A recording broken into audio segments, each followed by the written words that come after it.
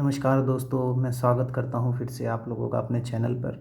और आज आपके सामने एक नई कहानी लेके आया हूँ जिसका शीर्षक है अंतिम पंख। तो कहानी सुनिए और बताइएगा कैसी लगी आपको। एक गांव में चींटियों का एक बहुत बड़ा परिवार रहता था। वो परिवार एक पीपल की जड़ में रहता था। वो पीपल का पेड़ एक गांव में ही मंदिर था, उसी के अंदर था। उस बड़े परिवार में एक छोटी सी चींटी रहती थी, बहुत चुलबुली। उसका नाम पिंकी था। वो बहुत ज्ञानी थी, अपनी माँ से हमेशा कुछ ना कुछ पूछती रहती थी। गांव के लोग मंदिर में पूजा करने आते और पीपल पर चीनी और अनाज रख जाते, जिससे चींटी और पेड़ पर रह रहे कुछ पक्षियों का भोजन चलता था। उसी पेड़ पर कुकू नाम का एक तोता भी रहता था।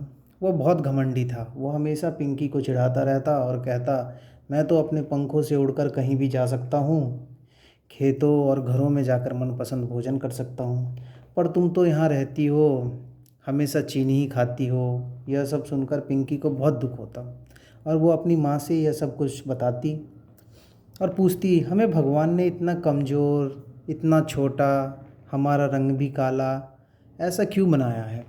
माँ पिंकी को बड़े प्यार से समझाती कि भगवान ने हमें जैसा बनाया है हमें उसमें संतुष्ट रहना चाहिए। हमारा रंग भी बहुत सुंदर है। दुनिया में अगर एक भी रंग कम हो जाए तो दुनिया बेरंगी हो जाएगी।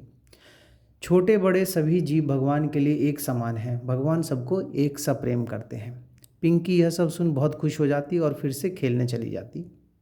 ऐसे ही दिन बीतते चले गए और मौसम बदला।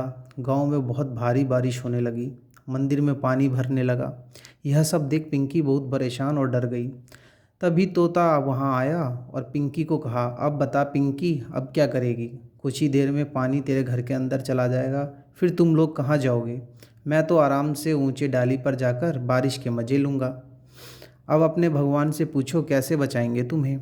यह सब सुनकर पिंकी बहुत डर गई और भागते हुए अपने घर में आई। पर वहाँ आकर उसने जो देखा उसको विश्वास ही नहीं हुआ। सारे लोग बिना किसी चिंता के घर का सारा अनाज व खाना ऊपर ले जा रहे थे। पिंकी को बहुत ही गुस्सा आया। वह ज़ोर से अपने माँ से बोली, हम लोग थोड़े ही देर में मरने वाले हैं और आप लोगों को कोई चिंता ही नहीं है। देखो बाहर जाकर, कुछ ही देर में हमारा घर डूबने वाला है। कहकर बेचारी पिंकी एक और जाकर रोने लगी। पिंकी की माँ उसके पास आई और बोली, पिंकी, भगवान पर भरोसा रखो, वह हमें ऐसे मरने के लिए नहीं छोड़ेगा।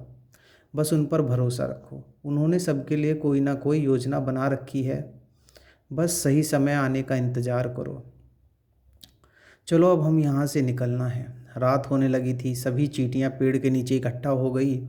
माँ ने पिंकी का हाथ पकड़ा और कहा, अब अपनी आंखें बंद करो और भगवान को ध्यान करो।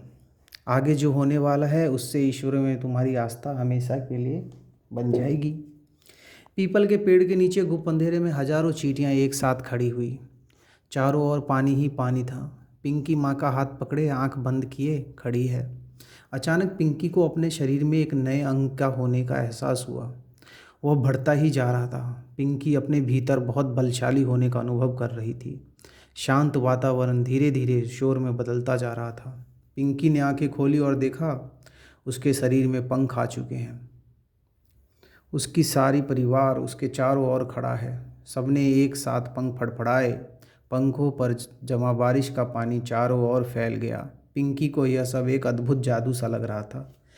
उसने भी अपने पंख फैलाए। माँ ने पिंकी का हाथ पकड़ा और सभी के साथ ऊपर की ओर उड़ चले। माँ और पिंकी दोनों हवा में बहुत ऊपर हैं।